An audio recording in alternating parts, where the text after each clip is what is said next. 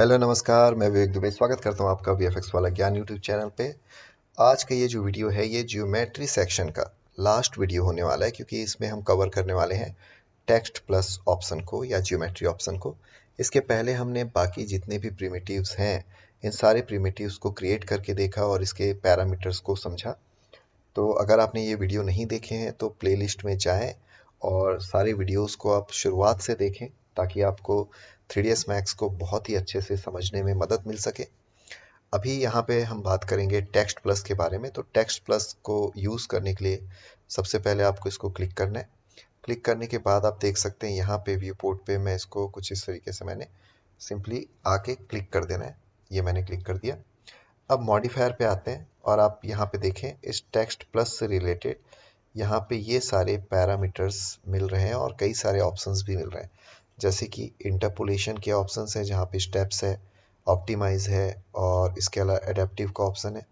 इसके अलावा यहाँ पे लेआउट का ऑप्शन जहाँ पे पॉइंट, ऑटो, x y, y x z और वाई जेड का ऑप्शन है। रीजन है जहाँ पे आप रीजन जो है इसकी वैल्यूज़ को कंट्रोल कर सकते हैं। अगर मैं यहाँ पे रीजन को सिलेक्ट कर दूँ तो आप देखें ये एक पर्टिकुलर रीजन पे लेंथ पे और ये विड्थ पे एरिया कवर कर रहा है।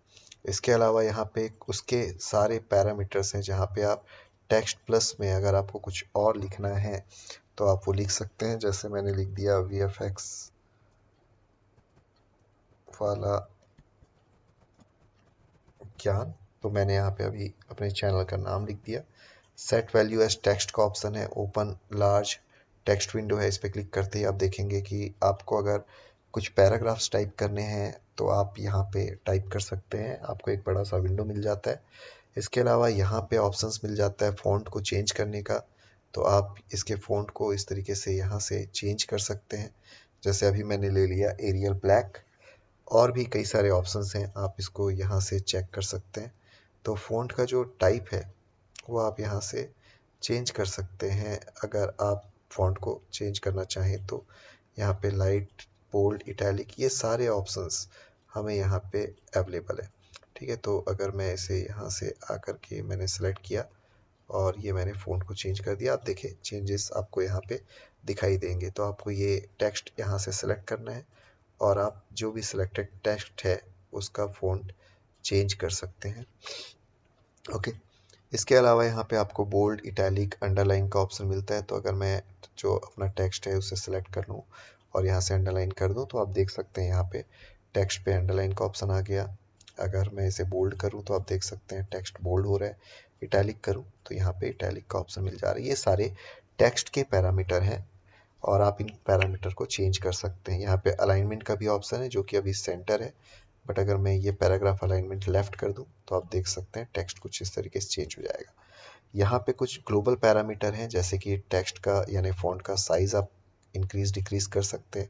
ट्रैकिंग है, ट्रैकिंग कहने का मतलब है दो कैरेक्टर्स के बीच का जो स्पेस है उसको आप चेंज कर सकते हैं, यानी वी और एफ के बीच का जो डिस्टेंस है या फिर एफ या एक्स के बीच का जो डिस्टेंस है उसे आप सेट कर सकते हैं। लीडिंग कहने का मतलब ये जो लाइन का डिस्टेंस है इसे आप कंट्रोल कर सकते हैं। इसी तरीके से वर्टिकल स्केलिंग है और हॉरिजेंटल स्केलिंग है, तो इस तरीके से आप इस पे वर्क कर सकते हैं। इसके बाद आता है ज्योमेट्री का ऑप्शन, जहाँ पे आपके पास ज्योमेट्री में जनरेट ज्योमेट्री है। तो आप देख सकते हैं यहाँ पे शेप में आपको शेड भी दिखाई दे रहा है और अगर मैं एक्सट्रूड की वैल्यू दूं तो आप इसमें देख सकते हैं इस तरीके से आप इस पर हाइट दे सकते हैं, इससे ये 3D टेक्स्ट लगेगा। इसके अलावा एक्सट्रूड का सेगमेंट आप कंट्रोल कर सकते हैं। सेगमेंट देखने के लिए अगेन मैं कहना चाहूँगा आपको प्रेस करना है F4 और आप इससे सेगमेंट को इस तरीके से इंक्रीज और डिक्रीज करते समय विजिबल कर सकते हैं, देख सकते हैं। इसके अलावा यहाँ पे बेवल का ऑप्शन है, इसे मैं अप्लाई करता हूँ तो आप देख सकते हैं टेक्स्ट के अलग अलग टाइप हैं। इसे थोड़ा कुछ इस तरीके से चेंज करूँ मैं व्यू को, और यहाँ पे पहले से बने हुए कुछ कॉनकेव, कॉन्वेक्स, इनक्रेव, इस तरीके से टेक्स्ट के जो हैं वो यहाँ पे बेवल के टाइप दिए हुए हैं। इन बेवल्स के जो टाइप्स हैं उनको आप एक्सेस कर सकते हो। एक बार हम इन सारे ऑप्शंस को चेक कर लेते हैं। कॉनकेव में आपका टेक्स्ट ऐसा दिखाई दे रहा है, कॉन्वेक्स में कुछ इस तरीके से, इनग्रेव पे कुछ इस तरीके से। अभी मैं F4 प्रेस कर लेता हूँ ताकि जो भी चेंजेस है वो ज़्यादा क्लियर दिखाई दे। हाफ सर्कल में कुछ इस तरीके से दिखाई दे रहा है, लेज में कुछ इस तरीके से, लीनियर में कुछ ऐसा, ऑगी में इस तरीके से, और इसी तरीके से 3 स्टेप बेवल पे आपको कुछ स्टेप बनते हुए दिखाई देंगे बेवल्स में। ओके, और नंबर ऑफ स्टेप्स 3 हैं। इसके अलावा 2 स्टेप में नंबर ऑफ स्टेप 2 हो चुके हैं। अगर आप और भी चेंजेस कुछ करना चाहते हैं तो यहाँ पे बेवल्स के पैरामीटर दिए हैं, जिसको आप बेवल का डेप्थ चेंज कर सकते हैं। विड्थ ऑन करके आप बेवल के विड्थ पे कंट्रोल कर सकते हैं, अपने टेक्स्ट के फ़ॉन्ट पे आप इस तरीके से कंट्रोल कर सकते हैं। आउटलाइन का ऑफसेट दिया हुआ है, इस पे आप कंट्रोल कर सकते हैं। नंबर ऑफ स्टेप्स है, ये आप कम ज़्यादा कर सकते हैं। तो ये सारे ऑप्शंस यहाँ पे दिए हुए हैं। इसके अलावा इसमें आपको बेवल का प्रोफाइल एडिटर मिलता है, जिससे आप शेप को जैसा भी चेंज करेंगे वैसा शेप आपको व्यू पोर्ट पे होता हुआ दिखाई देगा। आप ध्यान से देखें, ये देखिए, जैसे मैं इसे जूम करता हूँ और इस पे चेंज करता हूँ तो आपको ये चेंजेस होता हुआ दिखाई देगा। ओके, और इसी तरीके से अगर मैं इसे चेंज कर दूँ कुछ इस तरीके से, तो आप देखिए ये जो स्लोप है ये इस तरीके से रेडी हुआ है, वैसा ही यहाँ पे भी आपको स्लोप देखने को मिलेगा। अगर मैं यहाँ पे पॉइंट ऐड करना चाहता हूँ तो आप पॉइंट ऐड करके इस तरीके से स्टेप्स बढ़ा सकते हैं। इस तरीके से अगर आप चाहें तो और भी पॉइंट्स ऐड कर सकते हैं। तो ये हमारे पास बेवल प्रोफाइल एडिटर है और इसमें कई सारे टूल्स हैं।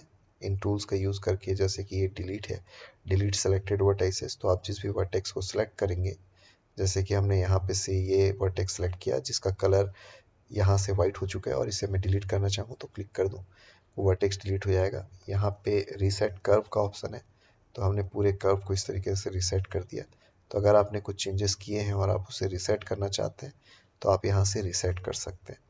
इसके अलावा यहाँ पे मिरर कर्व का ऑप्शन है, तो अगर मैं यहाँ पे इस पॉइंट्स पे वर्क करते हुए इसे मिरर करूँ तो आप देख सकते हैं इस पे किस तरीके से चेंजेस हो रहा है। ये देखिए, ये जस्ट फ्लिप हो जा रहा है, इधर का जो वर्टेक्स है वो इस तरफ आपका फ्लिप होके सेट हो जाएगा। तो ये आपका मिरर का ऑप्शन यहाँ पे अवेलेबल है। इसी तरीके से फ्लिप कर्व है, ये इस तरीके से आपको चेंज करके दे रहा है।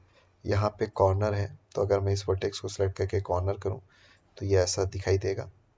ओके, पर अगर मैं यहाँ से इस वर्टेक्स को ऐसे मैंने सिलेक्ट किया और कर दिया बेजियर कॉर्नर, तो आपको इसमें हैंडल मिल जाता है जिससे आप ऐसा एक कर्व का शेप रेडी कर सकते हैं। अगर इसे भी मैं सिलेक्ट करूँ और बेजियर कॉर्नर कर दूँ तो यहाँ पे भी मैं इसको इस तरीके से कर्व का शेप दे सकता हूँ। इसके अलावा यहाँ पे है बेजियर स्मूथ, जिसमें दोनों हैंडल्स एक साथ वर्क करेंगे कुछ इस तरीके से। तो ये आपका टूल है जो आपको यहाँ पे अवेलेबल है। ओके, इसके अलावा नीचे और भी आपको टूल्स दिखाई देंगे। इन टूल्स को भी आप कंट्रोल कर सकते हैं, जैसे ये पैनिंग का टूल है।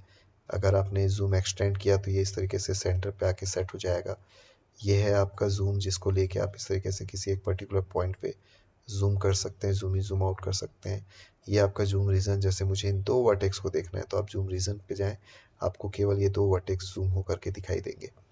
इसके अलावा यहाँ पे आप देखें तो कस्टम के ऑप्शन के अलावा जो सारे ऑप्शंस आपको इसके पीछे दिखाई दे रहे थे पैरामीटर्स के साथ, वो यहाँ पे भी आपको अवेलेबल होंगे।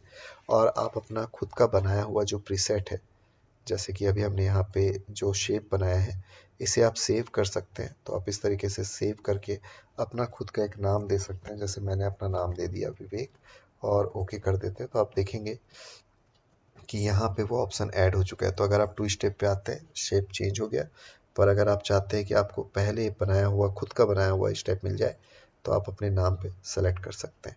इसके अलावा यहाँ पे कैंसिल का ऑप्शन है, और सेव ऑप्शन यूज़ करने का मतलब है कि अगर मैं इस पर कुछ चेंजेस करूँ, जैसे कि मैंने सेलेक्ट किया और इस पर कुछ चेंजेस कर दिया। ओके, तो अगर मैंने इस पर कुछ चेंजेस किया है तो आप इसके बाद क्या कर सकते हैं, यहाँ पे इस चेंजेस को आप सेव करके रख सकते हैं। तो सेव करने के लिए आपको करना क्या होगा, यहाँ पे सिंपली सेव कर देना है। तो अब उस विवेक के प्रीसेट के अंदर में वो ऑप्शन सेव हो चुका है। ओके, अभी राइट क्लिक करता हूँ ताकि पेन जो टूल है वो इनएक्टिव हो करने के लिए आपको राइट क्लिक कर देना है, या फिर आप यहाँ से आके बटन को भी क्लिक कर सकते हैं। अभी मैं इसे क्लोज कर देता हूँ। तो ये था बेवल प्रोफाइल एडिटर। इसके अलावा शो एडवांस्ड पैरामीटर, जिसमें और भी ऑप्शंस आपको यहाँ पे दिखाई देते हैं, जैसे कि बेवल कैप या नो कैप। नो कैप में आप देख सकते हैं ये हॉलो हो चुका है, और बेवल कैप में इस तरीके से दिखाई देगा। कैप में सिंपली फ्लैट सरफेस दिखाई देता है। बेवल नो कैप में कुछ इस तरीके से बेवल के साथ आपका जो कैप है वो हाइड हो जाएगा। ओके, इसके अलावा यहाँ पे कंस्ट्रेंट का ऑप्शन है, इसको आप क्लिक कर दें तो उससे रिलेटेड आप यहाँ पे वर्क कर सकते हैं। और इन सब से रिलेटेड यहाँ पे कैप टाइप के भी ऑप्शन है और ये पैरामीटर है जिसमें स्टार्ट कैप, स्टार्ट बेवल, ये सारे ऑप्शंस आप यहाँ पे से एक्टिव कर सकते हैं। ओके, तो इन सबको आपको एक बार चेक करके देखना है और कोशिश करना है कि आप ये टेक्स्ट प्लस के पैरामीटर को याद रखें। इसी तरीके से एनिमेशन से रिलेटेड भी यहाँ पे कुछ पैरामीटर्स हैं जिससे हम कोशिश करेंगे कि जो एनिमेशन का चैप्टर है वहाँ पे कवर करें। तो आज के लिए इस वीडियो पे बस इतना ही। अगर आपको 3ds मैक्स की ये जर्नी अच्छी लग रही होगी और आपको कुछ सीखने को मिल रहा है तो कमेंट करके ज़रूर बताएं और वीडियो को लाइक करना ना भूलें। मैं आपको मिलता हूँ नए वीडियो के साथ, तब तक के लिए लेते रहें VFX वाला ज्ञान। धन्यवाद।